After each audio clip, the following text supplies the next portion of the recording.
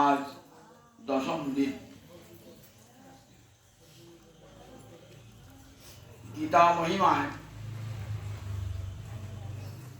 গীতার প্রশস্তি করে বলা হয়েছে, পার্থায় প্রতিবোধিতাং ভগবতা নারায়ণেন স্বয়ং ব্যাসেন গ্রথিতাং পুরাণ মুনিনা মধ্যে মহাভারতম অদ্বৈতামৃতবর্ষিণী ভগবতী অষ্টাদশাধ্যায়িনী অম্ব তাম অনুসন্ধানামি ভগবদ্গীতে ভবদেশিনী।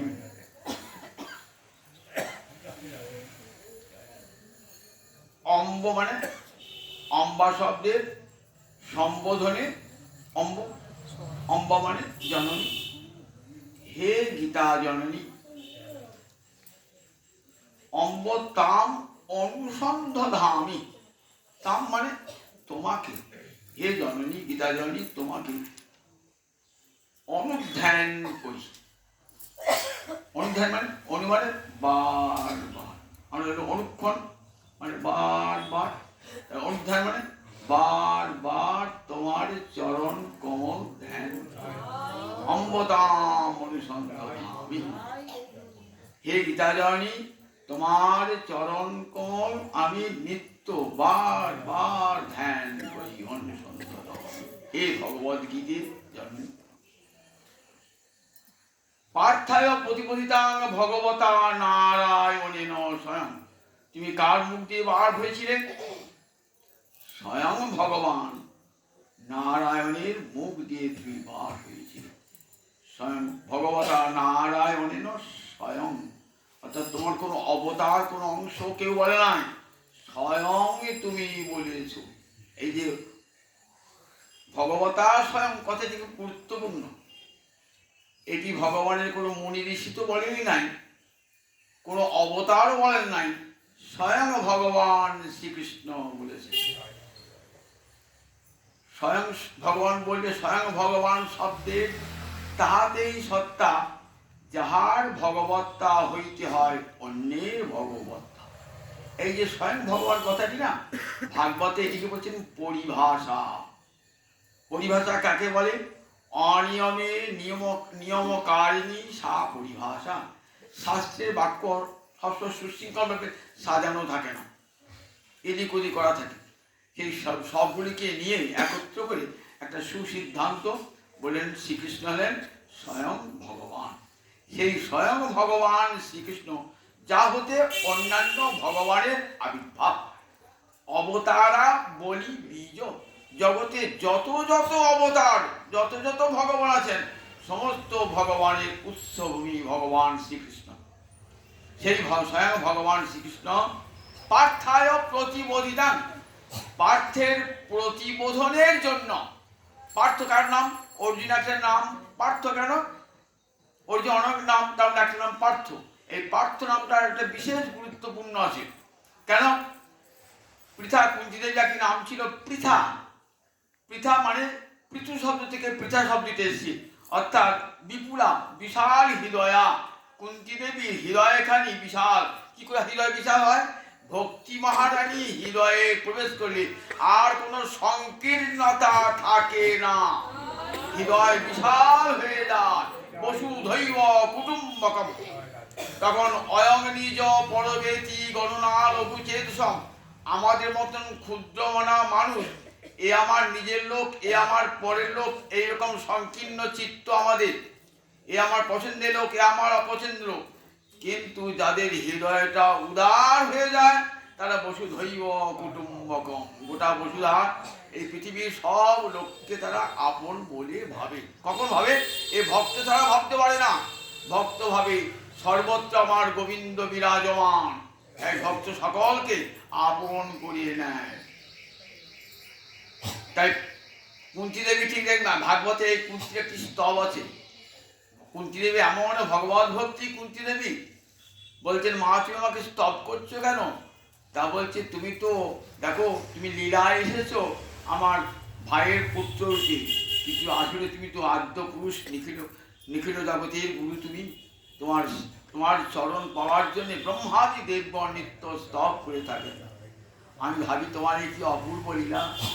মায়ের কাছে তুমি দাম বন্ধনে জড়িয়েছ, মায়ের ভয়ে তুমি কাঁপছো, তোমার ভয়ে জম কাঁপে, আর মায়ের ভয়ে তুমি কাঁপছো। তোমার এই অপূর্ব লীলা আমাকে মুগ্ধ করে দেয়। বলে ভাগবতী কুন্তী দেবী অপূর্ব স্তব আছে। সেই কুন্তী বিশাল হৃদয়া। আজ দেখুন কুন্তী সকাল উঠে এই 5 জন রমণীর নাম করতে, কন্যার নাম করতে হয়। পঞ্চকন্যা শরৎ নৃত্য মহাপাতক নাশন অহল্যা দ্রৌপদী তারা কুন্তী মন্দ চরিত্রা। সকালে বিছানায় উঠে এই 5 জন কন্যার নাম করবেন। পঞ্চকন্যা শরৎ নৃত্য প্রতিদিন মহাপাতক নাশনম, পাপ তো দূরের কথা, পাতক নাশ করে দেয়, মহাপাতক নাশ করে দেয়। পাতকের ভাব আছে, পাতক, অতিপাতক, মহাপাতক। সেই মহাপাতক নাশ হয়ে যায়।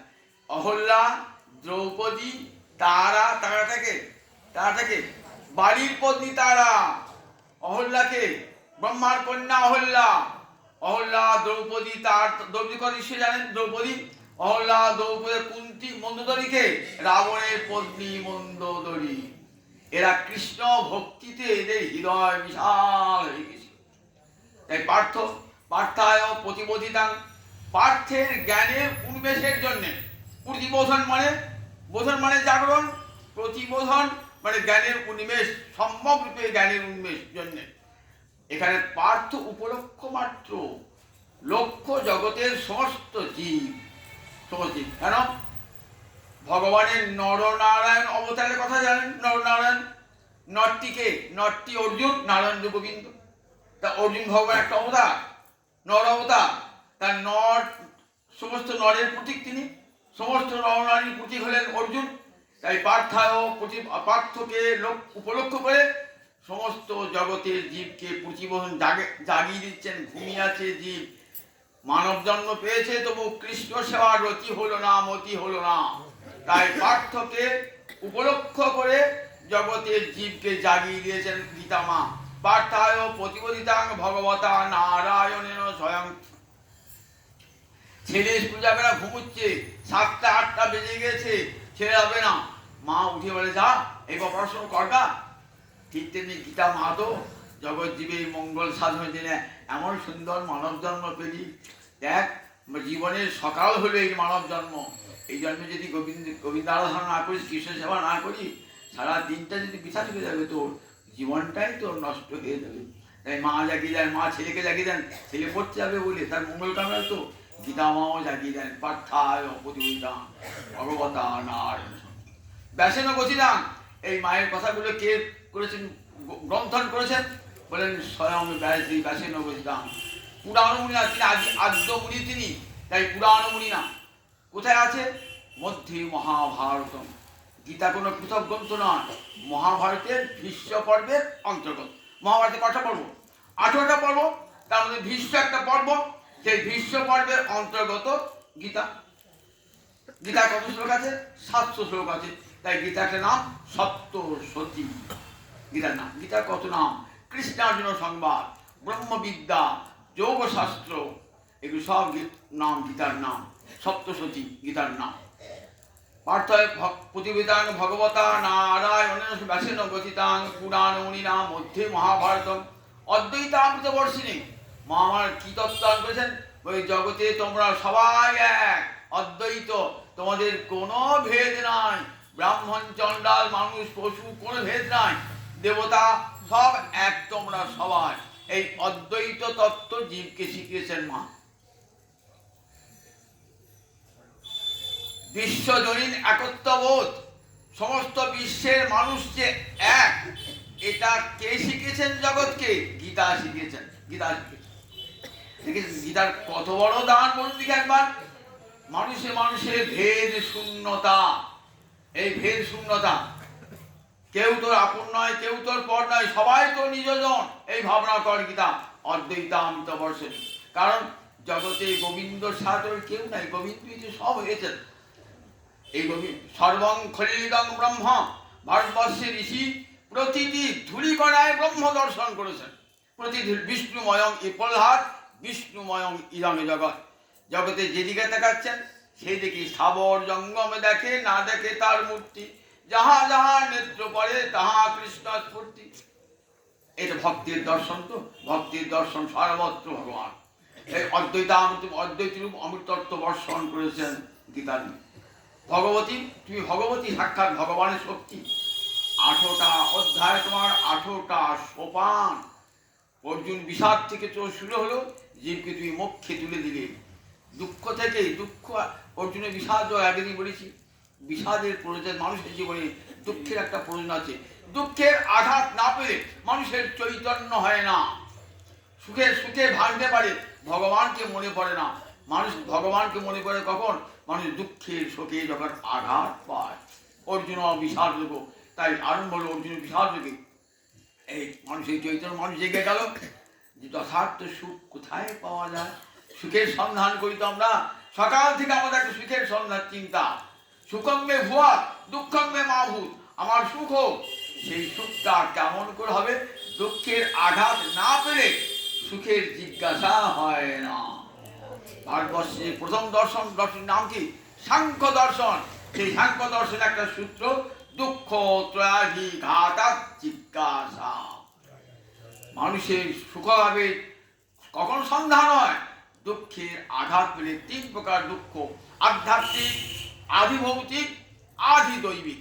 এই 3 প্রকার দুঃখের আঘাত পেলে তখন মানুষের অন্তরে একটা প্রশ্ন লাগে, সুখ কি কোথাও নাই?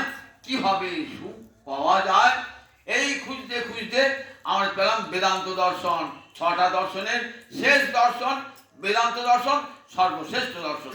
সর্বশেষ দর্শন এবং সর্বশ্রেষ্ঠ দর্শন। সেখানে কি বলেন? ভূমৈব সুখম। ওই ভূমাকে জানলে, ভূমা মানে বৃহত্তম বস্তু। ব্রহ্ম মানে যা, ভূমা মানে যা, গোবিন্দ মানে তাই, কৃষ্ণ মানে তাই। সেই ভূমৈব সুখম নাল্পে সুখমস্তি। জগতে যা কিছু সব অল্প, সব অল্প। ওই ভূমা পুরুষকে, ভগবানকে পেলে তবেই জীব সুখী হবে। তাই ঘুমাতে বিজিজ্ঞাসিতব্য। এই জগতে কি জানতে হবে? অন্য কিছু জানবার প্রয়োজন নাই।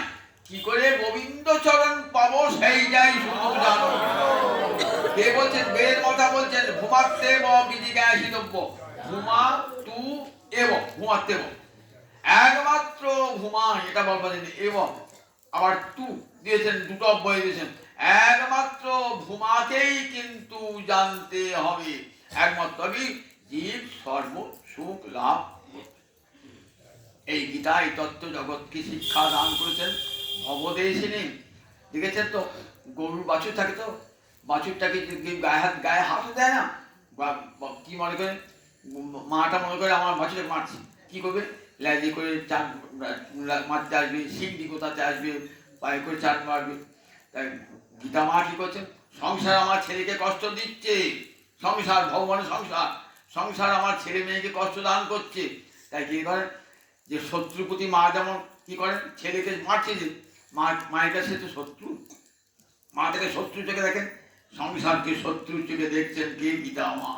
এই সংসার যত দুঃখ দিচ্ছে আমার ছেলেকে, তাই ভব দেখিনী। গীতা মা আমার কল্যাণ কামিনী, সংসার দুঃখকে বিনাশ করবার জন্যে তার আবির্ভাব। এই গীতার 8 অধ্যায়, 10ম অধ্যায়, 9ম অধ্যায় কালকে শুনেছেন তো। বিস্তার করে 9ম অধ্যায়ের কত সুন্দর সুন্দর কথা। সব কি বলা হয় আপনি বলেছিলাম না, আগে বলেছিলাম না, 34টা শ্লোক 34 দিন পড়লে পাঠ হয়। শেষের যে সংবাদটি 9ম অধ্যায়, সেদিনই পরে শুরু হলো 10ম অধ্যায়। শেষের সংবাদটা কি অপূর্ব সংবাদ! বলছেন, অপিচেত সুদুরাচার ভজতে মা অনন্য ভাব, সাধুরেব সমন্তব্য, সাধু সম্যক ব্যবসিত ঈশক। দেখবেন 9ম অধ্যায় শেষে বলছেন অপিচেত সুদুরাচার। এ কথা কোথাও শুনেছেন? কোন শাস্ত্র শুনেছেন যে যদি দুরাচারী হয়, সে যদি আমাকে ভজনা করে তাকে সাধু বলে মেনে নিও? ভগবান বলছে তাকে সাধু বলে মেনে নিও। সে শুধু দুরাচার নয়, সুদুরাচারী। অপিচেত, যদিও সে সুদুরাচারী হয়ে থাকে, সাধুরেব সমন্তব্য, তাকে সাধু বলে আমি মনে করা হচ্ছে। আমি মনে করি, তোমরাও তাকে সাধু বলে মনে করো। কিন্তু ভক্তিশাস্ত্রে একটা প্রণাম আছে। কি প্রণাম আছে? হরি ভক্তি পরায়ণা যে চ হরি নাম পরায়ণা সুবৃত্তা বা দুর্বৃত্তা বা তেভ্য নিত্যমি নমো নমঃ।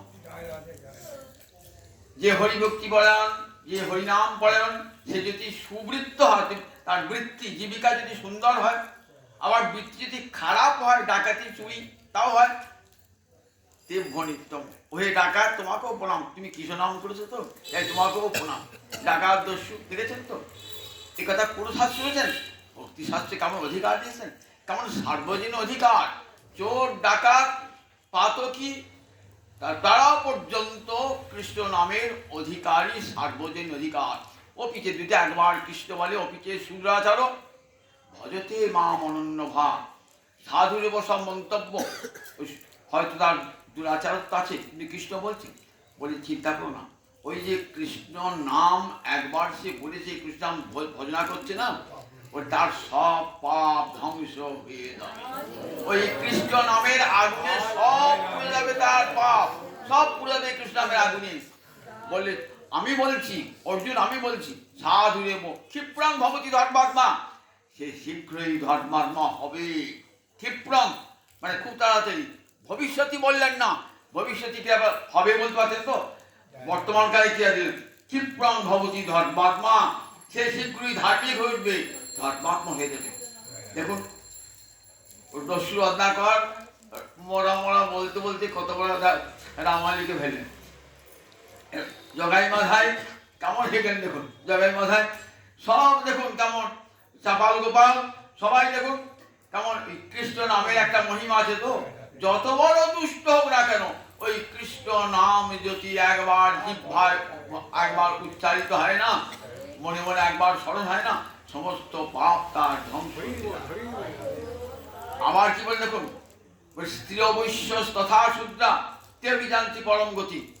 স্ত্রী বললেন আমাকে আশ্রয় করে মা এই পার্থ ব্যাপার সিদ্ধ যে কিছু পাপ ওজনয়, পাপ জনিত যাদের জন্ম, কারা বলতো কি, ব্যাধ সবর, যারা কি আমরা কি বলি ক্রিমিনাল টাইপস, এরা অপরাধী, অপরাধ জগতে থাকে লোকেরা, অপরাধ জগতের লোক, বললে এরাও পাপ জনয়, পাপ জনিতের জন্ম, তারাও যদি আমাকে আশ্রয় করে ভজনা করে। স্ত্রী বৈশ্যা তথা শূদ্রা, নারী বৈশ্য শূদ্র যে কেউ আমাকে ভজনা করুক না কেন, তেও বিজান্তি পরাঙ্গতি, সেই পরম গতি লাভ করে। কত বড় আশার কথা, গীতা শুনেছে, জগতের কোন শাস্ত্র এ কথা শোনায় না। সবার অধিকার, সার্বজনিকার, স্ত্রী বৈশ্য শূদ্র নর নারী ব্রাহ্মণ চণ্ডাল, বলছেন পত্র পুষ্পং ফলমত জমে ভক্তা প্রদর্শতি তদহং ভক্তুপিদম অষ্টামী পূজার্পণ। পত্র পুষ্প ফল জল যে আমাকে ভক্তি করে দেয়, বললেন নাই যো ব্রাহ্মণ, বলে কোথাও বলা আছে যো ব্রাহ্মণ যো নর, নারী দিলে খাবো না, অব্রাহ্মণ দিলে খাবো না, কোথাও বলা আছে? কোথাও বলা নাই। তাই সবাই কিন্তু কৃষ্ণ সেবা করতে পারেন, কৃষ্ণের ভোগ লাগাতে পারেন, সবাই, সবার অধিকার, নারী শূদ্র সবার অধিকার আছে। গীতার কথা শুনিয়ে দেবেন যদি কেউ বলে, কই এখানে বলেন নাই, তো জমে ভক্তা বলেছো যে আমাকে, কিন্তু দিতে হবে ভক্তি ভরে, প্রজাতাত্মা হয়ে, অর্থাৎ শুদ্ধ মনে। ভক্তি এলে কি হয়, চিত্ত শুদ্ধ হয়ে যায়।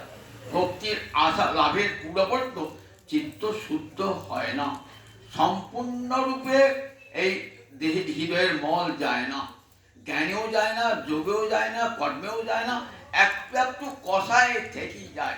হিঙের বাটি এই যতই মুছুন না কেন, এই যে বিষয় চিন্তা না, এ যেতে যায় না, এই হিঙের গন্ধ থেকেই যায়। একটু জ্ঞান কর্ম যোগ করে যাবে না, কিন্তু ভক্তি এমনই একটি বস্তু না, মাজন না, ওই সব হিঙের গন্ধ টন্ধ সব দূর করে দেবে। ভক্তি মহারানী এমন ক্ষমতা, ভক্তি মহারানী।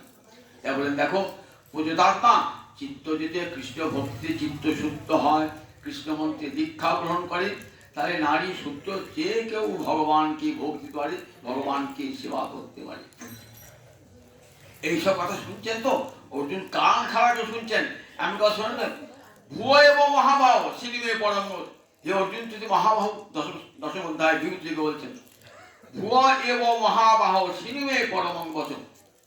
হে মহাবাহু, মহান্ত বাহুযশুষ, যার বাহু বিশাল শক্তিশালী, তাকে তো মহাবাহু বলে। অর্জুন সব্যসাচী, দু হাতে তীর চালাতে পারতেন। শোনো, শুনছি তো না, ভালো করে শোনো, শুনছি ঘুমিয়ে গেলে হবে না। ভুয়া এব মহাবাহ সিনেমে পরমং বচন, আমার পরম বাক্য আবার শোনো, বারবার শোনো। ভুয়া এব মহাবাহ সিনেমে পরম বচন। শোনো অর্জুন, অহম আদি ভূতানাং দেবশিনাঞ্চ, আমি সবার আদি, আমি দেবতাদেরও আদি, মহর্ষিদের আদি, সিদ্ধদেরও আদি, সবার আগে আমি, অনাদিরাদি গোবিন্দ, আমি সবার আগে। তাই আমার তত্ত্ব সবাই জানে না, আমি না বললে তুমি জানবে কেমন করে? পুত্র পিতার তত্ত্ব জানে, পিতার উৎপত্তির কথা পুত্র জানে? কোনোদিনই পুত্র জানতে পারে না। তেমনি দেখো, কেউ জানতে পারে না, আমার আমার দেবতারাও পারে না, মহর্ষিরাও পারে না, সিদ্ধারাও পারে না। আমি না বললে জানবে কেমন করে? পিতা যখন পুত্রের কাছে গল্প করে নিজের জন্মের কথা, তখন পুত্র জানতে পারে, জানতে পারে। তাই আর কেউ বলতে পারবে না আমি ছাড়া, তাই আমার কাছে শোন। দেখো, এই জগতে অহং আমার মত্ত সর্বং প্রবর্ততে, অহং সর্বস্ব প্রভব, সকলের উৎপত্তি স্থান আমি, মত্ত সর্বং প্রবর্ততে। আমার হতে জগতের যা কিছু ঘটনা ঘটছে সব আমা হতে। মত্ত মানে আমা হতে, মত শব্দের তৎ প্রত্যয় করে আমার, মত্ত আমা হতে জগতে মত্ত সর্বং প্রবর্ততে। জগতের যা কিছু ঘটছে, একটা গাছের পাতা পড়লেও জানবেন সে কৃষ্ণের ইচ্ছাতেই গাছের পাতাটা পড়ছে, সব আমার ইচ্ছা। মত্ত সর্বং প্রবর্ততে, আমি ছাড়া জগতের একটা বৃক্ষের পাতাও পর্যন্ত করতে পারে না। মত্ত সর্বং প্রবর্ততে, আমি জগতের আদিতে মধ্যে অন্তে আছি, আমি জগতের আদিতে আছি, আমি জগৎ সৃষ্টি করে জগতের মধ্যে আছি, আবার জগৎ যখন শেষ হয়ে জগতের অন্তও আছে, প্রলয়কালে তখনও আমি আছি। জান অর্জুন, আমার এই বিভূতির কথা, বিভূতি মানে বিশেষ ভূতি, ভূতি মানে ঐশ্বর্য বা সম্পদ, বিশেষ ঐশ্বর্য জগতের যে যে বস্তুর মধ্যে আছে তাকে বলে বিভূতি। বিভূতি, আবেশ, অবতার, এগুলো সব বসুশাস্ত্রের কথা, পরিভাষা। অবতার যিনি অবতরণ করেন, ভগবানের অংশ করা যায়, অবতরণ করছেন, তাকে বলে অবতার। আবেশ, যখন ভগবত শক্তি আবেশ ঘটে, তাকে আবেশ। যেমন মুরারি গুপ্তের মধ্যে হনুমানের আবেশ করলো, গদাধরের মধ্যে কার আবেশ করলো? রাধারানীর আবেশ করলো, আবেশ অবতার। তেমনি আবেশ, অবতার, বিভূতি। বিভূতি হলো যেখানে যেখানে ভগবানের বিশেষ ঐশ্বর্য, বিশেষ ঐশ্বরিক শক্তি প্রকাশ পেয়েছে, তাকে বলে বিভূতি। আর যোগ মানে ভক্তের সঙ্গে ভগবানের মিলনের যে উপায়, তার নাম হলো যোগ। যুজ ধাতু খং প্রত্যয় করে যোগ, ভগবানের সঙ্গে যোগ সাধন করিয়ে দেয় যা, তাকে বলে যোগ। বলেন দেখো, যারা আমার এই বিভূতি এবং যোগের কথা জানতে পারে, তারা কি করে? তারা পরমাদরে আমাকেই ভজনা করে। কেমনকে ভজনা করে? প্রীতিপূর্বক, সতত ভজন করে তারা, প্রীতিপূর্বক ভজনা করে। ভজতাং প্রীতিপূর্বকম, প্রীতিপূর্বকম কথা ভালো করে শুনে রাখবেন। বিরক্ত হয়ে যেমন তেমন করে ভগবান ভজন করলে হবে না। প্রীতিপূর্বকম, ভগবানের সেবায় যেন আদর থাকে, ভালোবাসা থাকে। মা ছেলেকে সেবা করে, রেগে করে, বিরক্ত হয়ে করে? সতী পতিকে সেবা করে, বিরক্ত হয়ে করে? আদর করে করে, ভালো করে করে। তেমনি করে আমি তোমাদের কাছে পতির চেয়েও প্রিয়, তোমার পুত্রের চেয়ে প্রিয়, জগতের সকলের চেয়ে প্রিয়। তেমনি আমাকে করবে সব প্রীতিপূর্বক, ভালোবেসে করবে আমাকে। ভজতাং প্রীতিপূর্বক, এটি মনে রাখবেন যে ভগবানের যা কিছু করবেন সেটা যেন প্রীতিপূর্বক হয়। তাহলে কি হয়? এই প্রীতিপূর্বক করলে আমার বলে আমার তত্ত্ব জেনে ভক্ত কি করে, আমার কথা সবাইকে মচ্চিত্তা মদ্গত প্রাণা বোধান্ত পরস্পর, আমার কথা চিত্তটা আমাকেই তারা দিয়ে দিয়েছে, আমাকেই দিয়ে। তাই চিত্ত কখন মচ্চিত্ত কখন হয় বলুন দেখি? যখন কেউ কাউকে ভালোবাসে তখন তার চিত্তটা আর যে ভালোবাসে তার চিত্ত এক হয়ে যায়। যাকে ভালোবাসে, যে ভালোবাসে, চিত্তটা এক হয়ে যায়। কেউ কাকে দেয়, তার সুখে সুখ হয়, তার দুঃখে দুঃখ হয়, সে চিত্তে অনুভব করতে পারে। মা যেমন ছেলেকে ভালোবাসে, তো ছেলে কখন বুঝতে পারছেন ছেলে মনে কষ্ট হচ্ছে, মায়ের চিত্তের সঙ্গে পুত্রের চিত্ত এক, তো বুঝতে পারেন সতীর সঙ্গে পতির চিত্ত এক হয়ে যায়। যদি দং হৃদয় তব তদি দং হৃদয় মধ্যে বলি তো হয় না, কিন্তু মধ্যে তো বলা হয়। যদি দং হৃদয় তব তাদের হৃদয় হৃদয় হৃদয় হৃদয় মিলা তো থাকে না, কিন্তু বলা হয় হৃদয়। দেখুন এই হৃদয় তার মানে পতি হৃদয়ে কষ্ট হলে ভাই সতীর অন্তরে কষ্ট হবে। আমি সতী সত্যি যথার্থ, আমি হরিয়াতে বলছি না, যদি যথার্থ ভালোবাসা থাকে, যথার্থ পতির প্রতি আকর্ষণ থাকে, তাহলে আজও পতির দুঃখে সতী ব্যথিত হবে, দুঃখিত হবে, এটা হচ্ছে নিয়ম। তবে তো তাকে হবে মচ্চিত্তা মদগত প্রাণা, আমাকে না দেখে একমুক্ত থাকতে পারে না, মদগত প্রাণা, মদগত প্রাণা। দেখুন আমার রঞ্জিতা বলছে বৌদিকে মদগত প্রাণা, না দিকে থাকতে পারে না, মদগত প্রাণা বোধান্ত কষ্ট। তুই তাই না, নিজে বোঝেন আবার অপরকে বোঝা। এই যে বললেন ইষ্ট গোষ্ঠী বোধান্ত পরস্পর, পরস্পরকে বোঝা, বোধান্ত। হরি কথা শুনে আসে তো, শুনে এসে যারা শুনতে পেলাম, শোনো আজ গোবিন্দ মন্দিরে শোনা লাগে, তোমার শোনো নাই, শোনো ইষ্ট গোষ্ঠী করে। যে বলতে পারে ভালো তাকে বসে বলছি বলো, আমরা সব শুনবো, এর নাম ইষ্ট গোষ্ঠী বোধান্ত পরস্পর। আর এই হরিকথার সময় কি হয়, দুঃসন্তি চরমন্তি চ, খুব আনন্দ হয় হৃদয়ে, পরস্পর এই কৃষ্ণ কথা বলে খুব আনন্দ হয়। নিজেও ভালোবাসার লোকের কথা বলে আনন্দ হয় না, যে তাকে ভালোবাসে সেই ভালোবাসার লোকের কথা বলতে সবাই মনে আনন্দ হয়। তা ভগবানকে ভালোবাসুন প্রাণ ভরে, দেখবেন ভগবানের ভালোবাসার কথা বলতে খুব ভালো লাগে। ভালোবাসে যাকে ভালো, এই জগতে কোনো নারী যদি পুরুষকে ভালোবাসে, পুরুষ যদি নারীকে ভালোবাসে, দেখবেন তার কথা শুনতেও ভালো লাগে, তার কথা বলতেও ভালো লাগে। ঠিক তেমনি ভগবান ওই ভালোবাসা ভগবানকে দিয়ে দেন, এবার তার কথা শুনতেও ভালো লাগে, তার কথা বলতেও ভালো লাগে। বলেন তাই তখন মচ্চিত্তা মদ্গত প্রাণা হয়ে যায়, আমার অনন্য ভক্ত হয়ে যায়। অর্জুন কান খাড়া করে শুনছেন, অর্জুন বলছেন ঠাকুর তোমার তো খুব ইচ্ছা তোমাকে আমার জানতে, কিন্তু আমি তুমি যে এত বড় বিরাট, তুমি জানতে জানো তো তোমাকে আমি কেশু ভাবেশু চিন্তসী ভগবান মায়া, তোমাকে কোন কোন বিষয়ে বস্তু আমি জানলে সঠিক জানতে পারবো, তোমাকে ভালোভাবে জানতে পারবো। তখন ভগবান নিজের বিভূতির কথা বলছেন, কোন কোন বস্তুতে আমার ঐশ্বরিক শক্তি, কোন কোন বস্তু, এটাই নাম হচ্ছে বিভূতি যোগ। একটা জিনিস বলে রাখি, দেখুন এই গীতার বক্তা তো ভগবান শ্রীকৃষ্ণ, আর শ্রোতা হলেন অর্জুন, আর নোটটা লিখেছেন কে ব্যাস, কিন্তু তিনজনই এক। কিরকম বিভূতি যোগ পত্রিকা দেখবো, বলছেন কি বলছেন, বৃষিণাঙ্গ বাসুদেব অহম, বৃষ্ণি বংশের বংশে আমি বাসুদেব, আমি গোবিন্দ আমি। আচ্ছা তাহলে বৃষ্ণাং বাসুদেব। আবার মুনি নাম পাণ্ডবানাং ধনঞ্জয়, পাণ্ডবদের মধ্যে আমি ধনঞ্জয়। আবার মুনি নাম অক্ষঙ্গ ব্যাস, মুনিদের মধ্যে আমি ব্যাস। তাহলে গোবিন্দই বলছেন, গোবিন্দই লিখেছেন, গোবিন্দই শুনছেন গীতা, গোবিন্দই শুনছেন। পাণ্ডবানাং ধনঞ্জয়, পাণ্ডবদের মধ্যে আমি ধনঞ্জয়, ধনঞ্জয় তো অর্জুন, অর্জুন তো শুনছে, গোবিন্দই শুনছেন। আবার বৃষিণাং বাসুদেব, আমি বাসুদেব। আবার যিনি লিখেছেন মুনি নাম অক্ষঙ্গ ব্যাস, আমি মুনিদের মধ্যে আমি ব্যাস। তাহলে গোবিন্দই লিখেছেন, গোবিন্দই বলছেন, আবার গোবিন্দই শুনছেন। এখান থেকে দেখুন বিভূতি তত্ত্বে কারণ সুন্দর বলা দেখো, যা ভগবান জগতে তিনি ছাড়া তো আর দ্বিতীয় বস্তু জগতে কেউ নাই।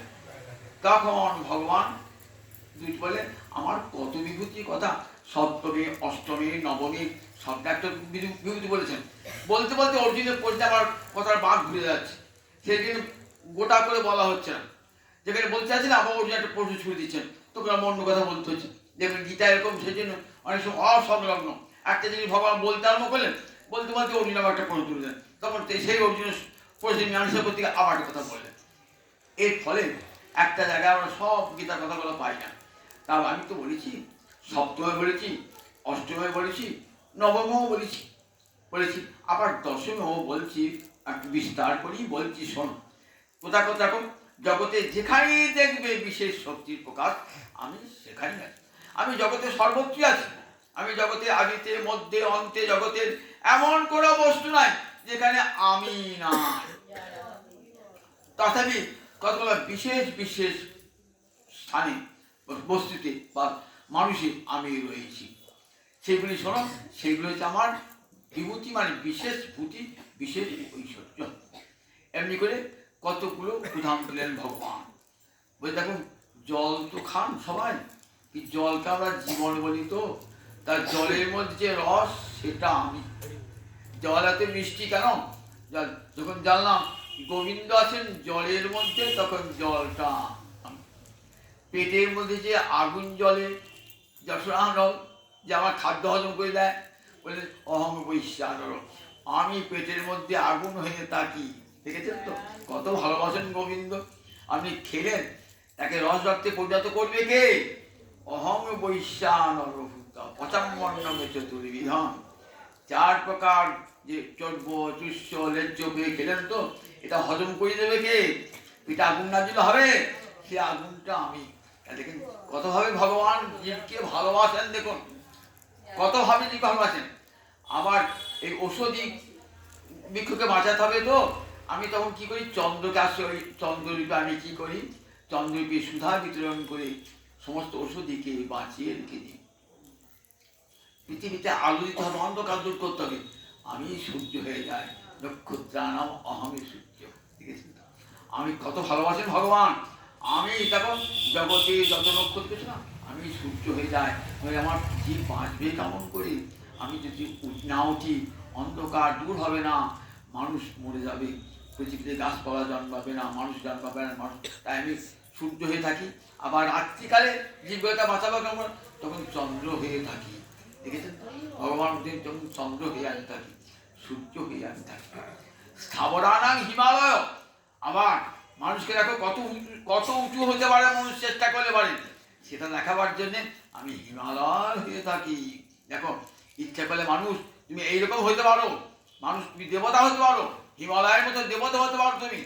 দেখো যদি চেষ্টা করো, তুমি ক্ষুদ্র নও, তুমি বিরাট হতে পারো। তোমার মধ্যে সেই শক্তি আমি দিয়েছি। পৌরুষং ঋষু, মানুষের মধ্যে যে পৌরুষ দেখায় যে লোক, বলে ও পৌরুষটা পেয়েছো কোথা হতে?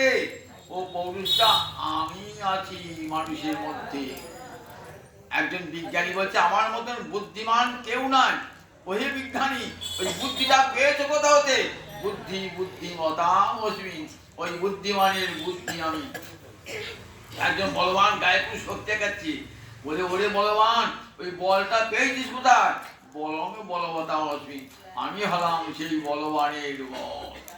দেখেছেন তো, আমি বলবানের বল। জগতে যত দৈত্য আছে, দৈত্যের মধ্যে প্রহ্লাদ আমি দেখি, দেখ দৈত্য হলো সে একদিন প্রহ্লাদ হতে পারে, দৈত্য হলে সে প্রহ্লাদ হতে পারে। দৈত্য বলে তাকে দূরে সরিয়ে দিও না, দৈত্যের মধ্যে প্রহ্লাদ আছে, দৈত্যের মধ্যে কৃষ্ণ ভক্তি লাভ হতে পারে, দৈত্যের মধ্যে কৃষ্ণ ভক্তি লাভ হতে পারে। দৈত্যানাং প্রহ্লাদ অস্মি।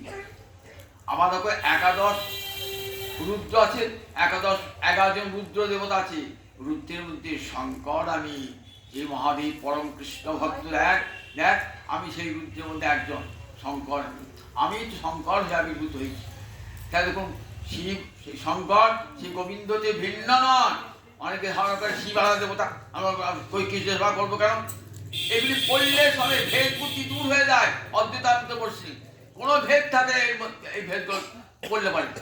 রুদ্রানাম শঙ্কর, আমি তো শঙ্কর, আমি তো শিব হয়ে যাই, শঙ্কর হয়ে যায়, রুদ্রানাম শঙ্কর। আবার আমি অষ্টবসুর মধ্যে আমি অনিল পাবক, আমি অগ্নি, অনল, অনল মানে অগ্নি। আমি অষ্টবসুর মধ্যে অগ্নি, 8টা বসু আছে, 11টা রুদ্র আছে, 12 আদিত্য, বলে 12 আদিত্যের মধ্যে আমি বিষ্ণু। একটা আদিত্যের নাম, আর অদিতির পুত্র কি বলে? আদিত্য। পোষ্যমুনি দুই পত্নী অদিতি আর দিতি। দিতির গর্ভে সব দৈত্য, আর অদিতির গর্ভে সব আদিত্য। আর দনু বলে একটা পত্নী ছিল, তার গর্ভে সব দানব। দানব, দনুর পুত্র সব দানব। তাই দেখুন, আমরা মনুর পুত্র, তারা মানব, দনুর পুত্র দানব, দিতির পুত্র দৈত্য, অদিতির পুত্র সব দেবতা। বলেন দেখো, অদিতি দেখো, এই যে দ্বাদশ আদিত্য, দ্বাদশ আদিত্যের মধ্যে আমি বিষ্ণু হয়েছি। জগতে যত নদী আছে সব নদীর মধ্যে আমি কোন নদী জানো? জাহ্নবী, স্রোতস্বামী জাহ্নবী। দেখেছেন তো, গঙ্গা ধারে বাস করেন, গঙ্গার মহিমা বোঝেন না, গঙ্গার মহিমা বোঝেন না, কত বড় তীর্থে বাস করছে। আর দেখুন, স্রোতস্বামী জাহ্নবী। জগতে যত যত নদী আছে সমস্ত নদীর মধ্যে আমি জাহ্নবী। ওই জাহ্নবীর তীরে দাঁড়ি মনে পড়ে যায় গোবিন্দকে। গোবিন্দের চরণ থেকে এসেছে, আবার যাচ্ছে কোথায়? সমুদ্রে। বলছে সমস্ত সাগরের জলাশয়ের মধ্যে আমি সাগর। সাগর গোবিন্দ বলে মা গঙ্গা ছুটছেন প্রতি সন্নিধান, ছুটছেন প্রবল বেগে। ও মা, তুমি চলেছ কোথায়? আমি গোবিন্দ চরণ সঙ্গমে ছুটে চলেছি। দেখেছেন তো, গঙ্গা ছুটে যাচ্ছেন কোথায়? সমুদ্রে ছুটছেন। কেন? সমুদ্রে তার স্বামীজি, এই সমুদ্রে ছুটে যাচ্ছেন। স্বস্বামী জাহ্নবী। এমনি করে কত বিভূতির কথা ভগবান বলছেন, যে দেখো আমি এর মধ্যে আছি, তার মধ্যে আছি। বৃক্ষানাং অশ্বতস্মি। আবার দেখো, গাছের মধ্যে আমি অশ্বত বৃক্ষ, ভগবানের প্রতিনিধি। কত গাছই তো আছে, কিন্তু অশ্বত গাছ দীর্ঘজীবী। এই অশ্বত গাছে আমরা পূজা করি, যে ভগবানের প্রতিনিধি। বৃক্ষানাং অশ্বত। আবার বললেন বৃক্ষা মাসানাং, যত মাস আছে পৃথিবীতে তার মধ্যে আমি মার্গশীর্ষ মাস। মার্গশীর্ষ মানে অগ্রহায়ণ মাস। মৃগশিরা নক্ষত্রের মাস বলে একে বলে। এক একটা নক্ষত্রের নাম অনুসারে 12টা মাসের নাম হয়েছে মনে রাখবে। বিশাখা নক্ষত্রের মাস বলে বৈশাখ মাস। জ্যেষ্ঠ নক্ষত্র মাস জ্যৈষ্ঠ মাস। উত্তরাষাঢ়া পূর্বাষাঢ়া নক্ষত্রের জন্য আষাঢ় মাস। এমনি শ্রবণা নক্ষত্রের জন্য শ্রাবণ মাস। ভদ্রা নক্ষত্রের জন্য ভাদ্র মাস।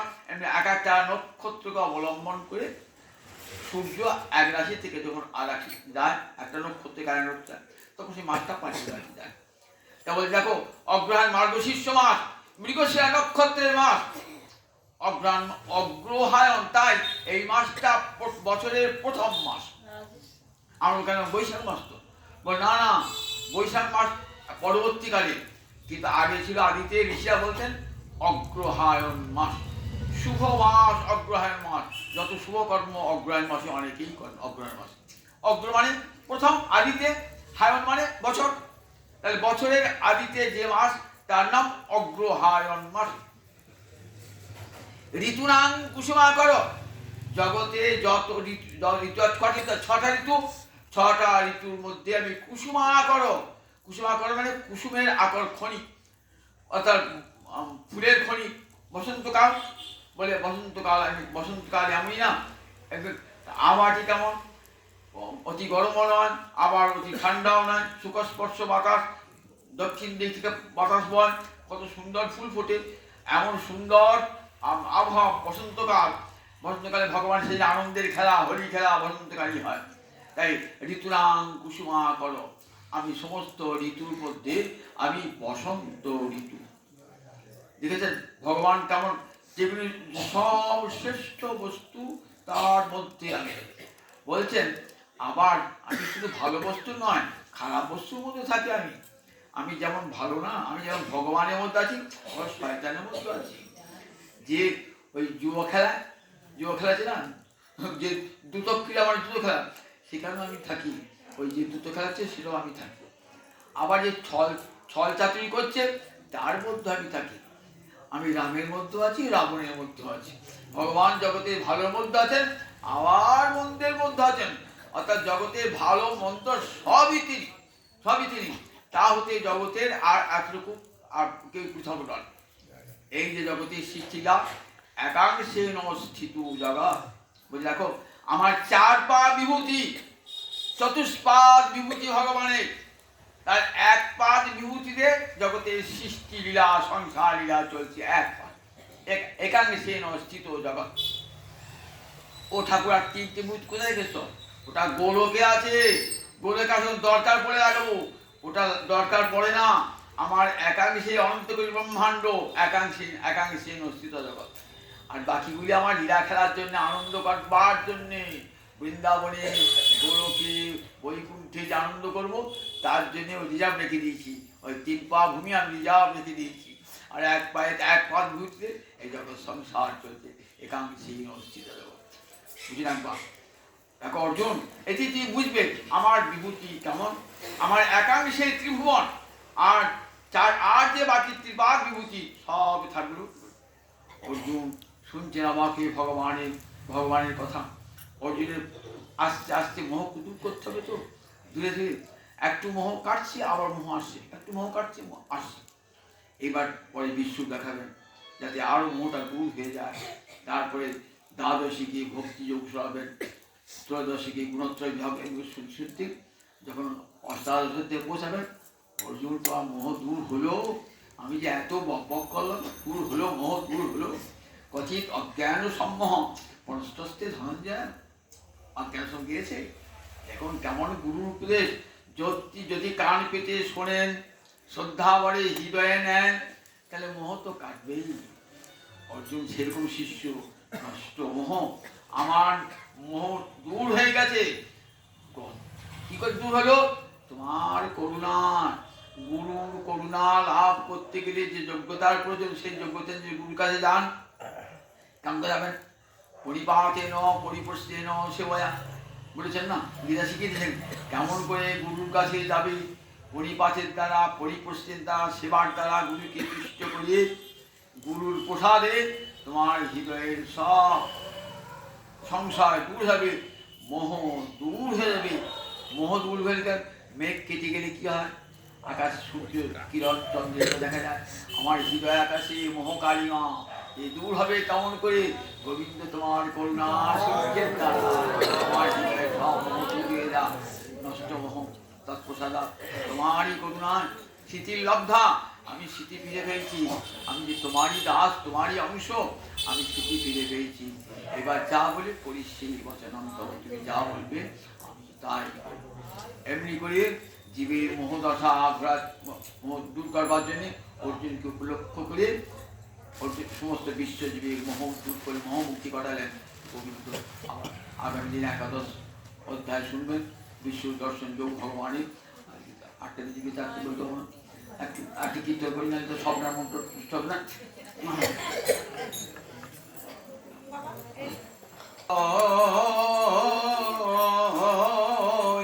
তোমার শুনাইল কেমন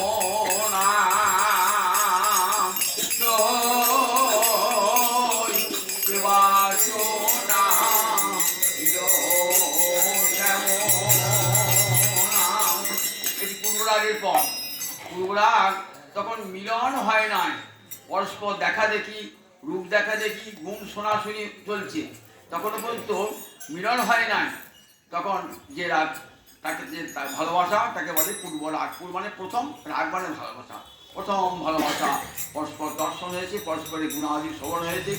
তখন রাধা রানীর অন্তরে শ্যাম দেখেন নাই, শ্যাম নাম শুনে ভালোবাসা। জগতে কোথাও শুনেছেন যে একজন নারী একটা পুরুষের নাম শুনে তাকে ভালোবেসেছে? জগতে কোথাও শুনেছেন? কোথাও দেখতে না। আমরা বঙ্কিমচন্দ্রের রজনীতে দেখি যে কণ্ঠস্বর শুনে ভালোবেসেছে। ফুলারি, কানা ফুলারি, তার 2 চোখ নাই, সে শচীন্দ্র জমিদার পুত্রের কণ্ঠস্বর শুনে তাকে ভালোবেসেছে। এরপর দেখিয়েছেন বঙ্কিমচন্দ্র। কিন্তু নাম শুনে ভালোবাসা কোথাও শুনেছেন? কিন্তু নাম শুনে সই কিবা শুনাইল কেমন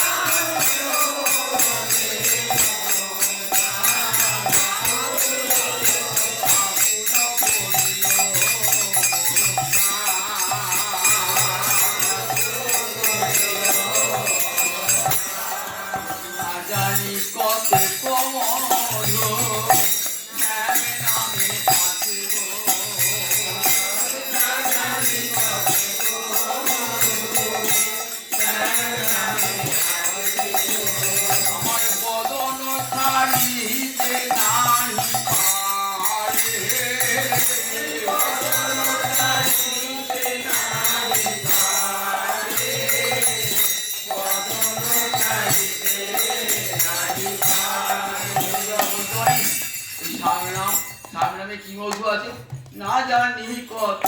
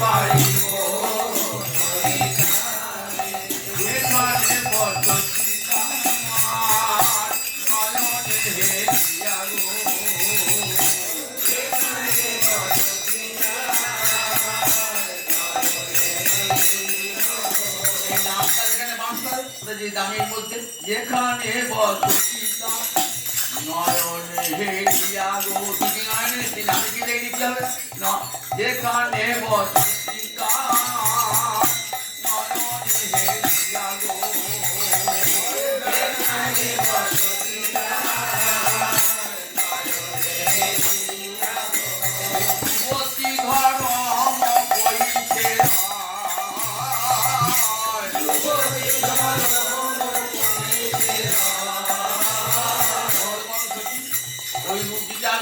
দেখে জগতের কোন যুবতী তার নিজের ধর্মকে রক্ষা করতে পারবে নয়নে আর যেখানে বসতিতা নয়নে যেখানে বসতিতা আর যুবতী ধর্ম করিছে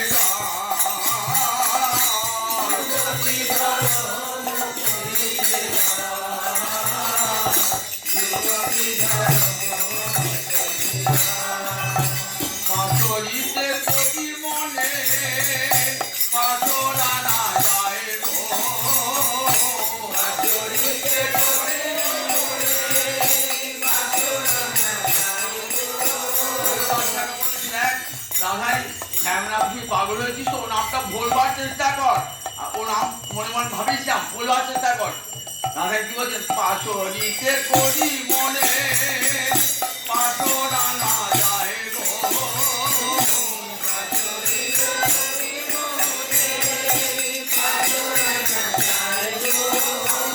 চেষ্টা করি ওই নামটা ভুলে থাকবো ঠিক পারি না পাথরিতে কবি মনে পাথরা না যায় গো পাথরিতে কবি মনে পাথরা না যায় গো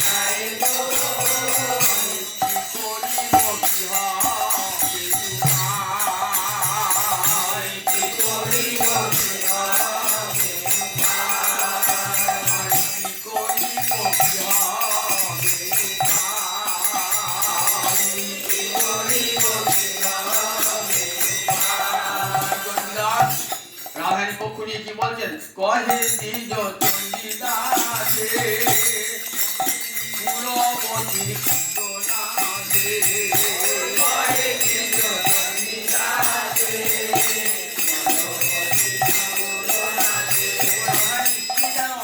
জগতের যত যুবতী দেখবে না তার কুল নাশ হয়ে যাবে গোবিন্দ রূপ দর্শন করবে তাই বলছে কহে নিজ চন্ডিদাসে